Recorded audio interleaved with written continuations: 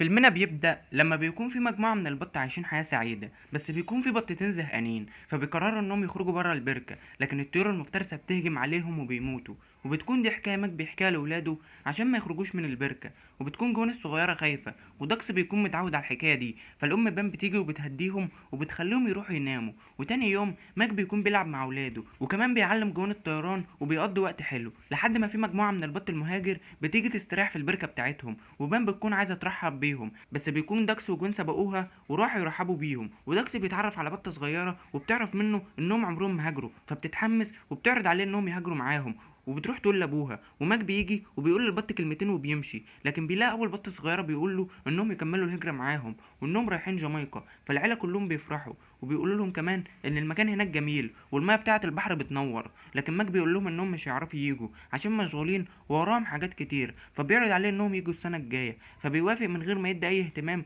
وبيسيبهم وبيمشي. فبام بتروح له وبتقول له ان اللي حصل منه ده قله ذوق، فبيقول لها ان ايه اللي يخليهم يهاجروا وهم سعد هنا، لكن هي بتقول له ان هو لوحده اللي سعيد هنا وانهم عايزين يخرجوا من البركه ويشوفوا الدنيا. فبيقول لها ان الهجره خطر وهو خايف على حياه ولادهم، لكن هي بتقول له انهم يغامروا وان المغامره تستاهل. فبيقول لها ان هي ما تستاهلش، فبتسيبه وبتدخل العش بتاعهم هي والولاد. وبيفضل ماك واقف في مكانه لحد بالليل، لكن بيلاقي ان هو واقف فوق انكل دان جارهم وبيقول له انه سمع كلامه مع بام وان هو معاه حق وانه لازم يتمسك في رايه وما يروحش اي حته، وهو هيلاقي نفسه عامل زيه كده ومبسوط وهيبقى لوحده على طول. فماك بيخاف من فكره ان هو يبقى لوحده، فبيروح يصحي بام واولاده وبيقول لهم انه قرر انهم يهاجروا لجامايكا. وكلهم ما بيكونوش مصدقين لحد ما بيقول لهم كذا مره انهم هيهاجروا، فبيفرحوا كلهم وبيحضنوه. لكن بيلاقي انكل دان داخل عليهم، فجون بتقول له انه يهاجر معاهم لكن هو بيرفض، فبتفضل تستحايل عليه لحد ما بيوافق. وبعد كده بيكونوا بيستعدوا انهم يطيروا ويبداوا رحلتهم، لكن بيلاقوا ان باقي الطيور بتطير عكس اتجاههم، وده بسبب ان في عاصفه، فبيقعدوا في مكان يحميهم من المطر. وبام بتحاول ما تخوفش ولادها وبتقول لهم ان كله هيبقى تمام، لكن بيظهر لهم فجاه طائر مفترس وبتكون بلشون وبتسالهم هما بيعملوا ايه هنا وانهم كده هيتجمدوا من البرد. وبتاخدهم بالعافيه للعش بتاعها وبتوريهم لجوزها هاري. واول ما بيشوفوا هاري بيكونوا عايزين يمشوا، بس البلشون بتقفل الباب وبتقول لهم انه ما ينفعش يخرجوا في الجو ده، فبيخافوا منها وبيقعدوا معاهم وبتجيب لهم طاسه يناموا فيها لحد ما الفجر بيجي وبتكون المطره وقفت. فماك بياخد ولاده وبيكون عايز يمشي، لكن بيلاقوا البلشون واقفه قدامهم وفجاه بتهجم على الاطفال الصغيرين، بس ماك وبام بيمسكوها وبيقولوا لهم يهربوا. وبيلاقوا فتحه في الباب بس بتكون صغيره وما بيعرفوش يخرجوا منها، والبلشون بترمي ماك وبام وهاري بيمسكهم وبتروح على الاطفال، لكن في سمكه كبيره بتخرج من الميه وبتاكلهم، لكن البلشون بتخليها تخرجهم تاني. وهنا بيفهموا انها كانت بتنقذهم مش عايزه تاكلهم، وبيكملوا نوم معاهم لحد الصبح. وبيودعوا البلشون وبيكملوا رحلتهم وبيفضلوا يلعبوا فوق السحاب ويستمتعوا بالطيران، لكن ما بيكونوش شايفين الطريق وبيتوهوا وبيدخلوا المدينه وما بيكونوش عارفين يطيروا فيها، والعربيات بتكون هتخبطهم،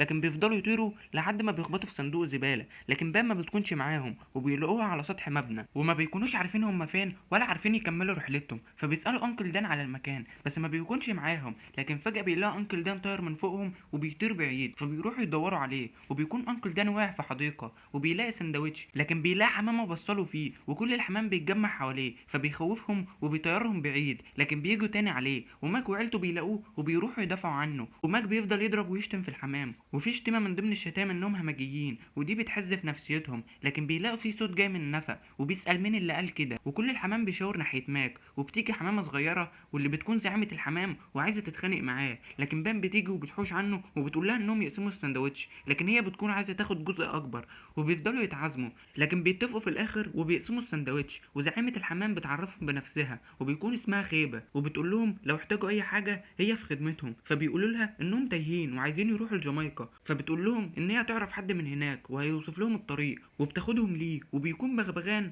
واللي بيربيه شيف. واول ما بيسالوه على جامايكا بيزعل جدا عشان الشيف خطفه من هناك وحبسه في قفص، وبيوصف لهم الطريق لكن ما بيكونوش فاهمين منه حاجه، فبيقرروا انهم يخرجوه من القفص ويوصلهم لجامايكا. وبيكون مفتاح القفص مع الشيف في المطبخ، فداكس بيكون عايز يروح يجيبه لكن ماك بيمنعه وبيقول له ان هو اللي هيروح يجيبه لوحده، وبيمشي من غير ما حد يشوفه. وبيدخل المطبخ بسرعه قبل ما الباب يتقفل وبيلاقي الشيف موقف الطباخين اللي معاه صف، وبياكل من طبق واحد فيهم لكن ما بيعجبوش وبيرمي الطبق بعيد وبيخليهم يكملوا شغل تاني. لكن ماك بيشوف المفتاح متعلق في جاكيت الشيف فبيروح يجيبه من غير ما حد يشوفه، لكن بيلاقي بام جت معاه وبيساعدوا بعض انهم يجيبوا المفتاح. وبام بتقف على طفاية الحريق وماك بيكون ماسكها، وبيكون الشيف واقف قصادهم وبيطبخ وماك بيكون خايف منه فبيسيب بام، وطفاية الحريق بتقع وبتغرق المكان كله والشيف بيشوفهم وبيجري وراهم، لكن هما بيخرجوا من المطبخ بسرعة بس بيلاقوا القاعة مليانة ناس وما بيكونوش عارفين يعدوا منهم لحد ما في شخص بيكون هيدوس على بام، فماك بينقذها وبتقول له يكمل اللي هو بيعمله، وكأنهم بيرقصوا مع الناس وبيفضلوا يرقصوا وبيقدموا رقصة حلوة وده بيخليهم يخرجوا من القاعة. لكن الشيف بيفضل يطاردهم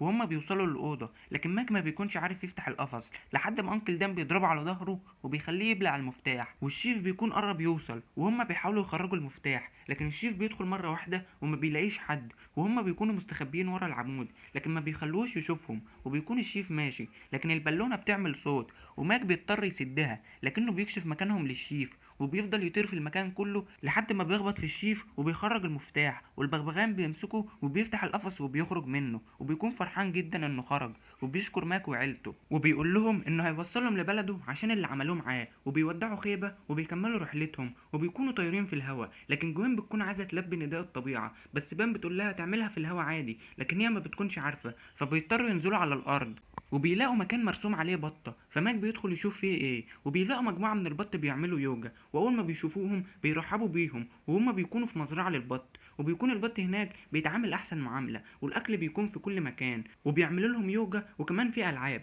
فماك وعيلته بيقرروا انهم هيقضوا اليوم هنا وبيفضلوا يلعبوا وبيستمتعوا بوقتهم. لكن داكس بيشوف شاحنة جاية المزرعة وبيكون نازل منها الشيف وجاي يشتري البط من صاحب المزرعة، فداكس بيروح يحذر البط لكن ماك بيشوفه فبيقول له ان الشيف هنا فبيخليه يروح لامه، لكن داكس ما بيسمعش كلامه وبيروح يحذر باقي البط، لكن الشيف بيشوفه وبيدوس على جناحه والريش بتاع داكس بيتقطع والشيف بيمسكه، بس ماك بيشوفه وبيروح يضرب الشيف لكن الشيف بيرميه على الارض وبيكون عايز يموته، فماك بيقول للبط انه يهرب والشيف بيقع وماك بياخد كل البط وبيهربوا وبيكملوا طريقهم، لكن بيكونوا تعبوا من الطيران فبينزلوا يستريحوا في مكان. وبعد كده بنلاقي ماك بيزعق في داكس عشان ما سمعش كلامه، فداكس بيزعل وبيبعد عنه وبيجي الليل عليهم، لكن بنلاقي الشيف بيدور عليهم بطيارته لحد ما بيلاقيهم وبيحاولوا يهربوا لكنه بيرمي عليهم شبكة وبياخدهم كلهم ما عدا داكس وجوين، والشيف بياخد البط وبيحطه في زنزانة، لكن ماك وبام بيخليهم لوحدهم وبيحطوهم جنبه لكنهم بيحاولوا يبعدوا عنه بس هو بيرجعهم تاني، وبام بتكون خايفة على اولادهم وبتقول لماك انه كان لازم يسمعوا كلامه وما يخرجوش من البركة،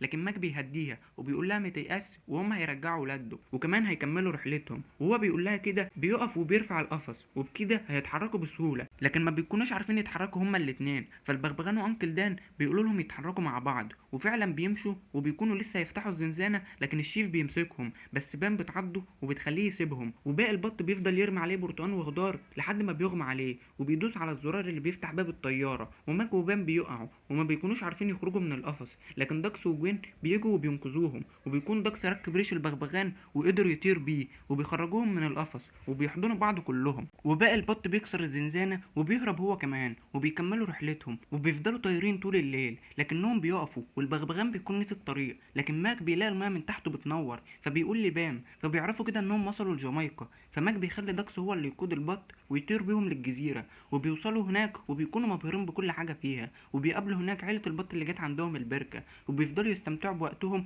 ويرقصوا على الشط. وهنا يكون فيلمنا خلص، لو عجبك ما تنساش تشترك في القناة وتدوس لايك وتشير الفيديو في كل مكان. سلام.